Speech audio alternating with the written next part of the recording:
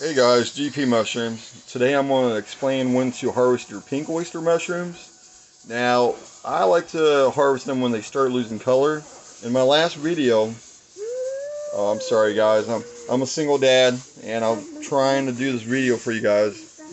Here's the future of GP Mushrooms. But if I don't do this now, I won't be able to do this video for you guys because these mushrooms are so aggressive and they will ripe so fast. Like maybe by tomorrow, they could be completely white. So basically in my last video, the outer edge of the mushrooms will be curled. And they'll start going like this, start working their way up, and they'll start flattening out.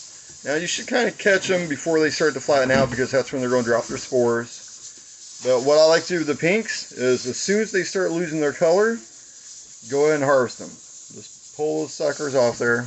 It's just such an aggressive strain. If you let it sit there, hoping that they're going to get bigger, by the next day, they could be white, soggy. They just ripen so fast, and they can just go bad real fast. So, just go ahead and harvest your pinks. It's a pretty nice little flush.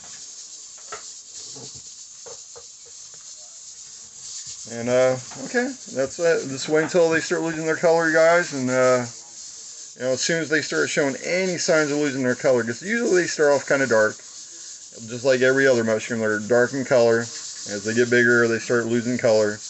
But with the pinks, they're pretty good at maintaining their color for a while, but then they'll start to fade. And like I said, as soon as they start to fade, go in and pull them. They're done. Get your block all cleared off. Like this block, I'm going to have to shoot a video and explain how to know when to soak your block. Like this block is really dry.